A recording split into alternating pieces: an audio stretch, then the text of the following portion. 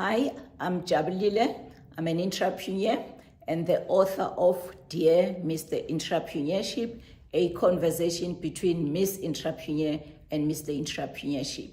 Dear Mr Entrepreneurship is an entrepreneurship book that is narrated as a love story. Why I narrated it as a love story is because I wanted everyone who reads the book, whether you're an entrepreneur or you are not an entrepreneur, whether you are a teenager or you are old, to be able to consume the content and digest it with ease, because most business book, you find that they will have very complex language. They use business language that sometimes if you are not in that space, you might not understand it. So that's why I narrated it as a love story so that it makes it easier to consume it.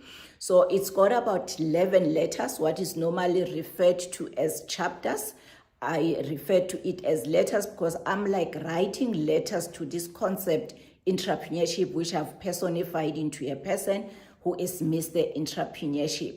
So what you will find in those chapters, I talk about falling in love with somebody I didn't know, which is entrepreneurship. I get into it without knowing. I talk about social capital. I talk about a lot of things that sometimes we take for granted before we get into entrepreneurship. So what I'm hoping to get out of this book, or I hope you will get after reading this book, is educate, inspire, get you thinking, get you excited, get you crying, but at the end of the day, get you to make a decision whether entrepreneurship is for you or is not for you, whether you want to side hustle or you want to go full-time.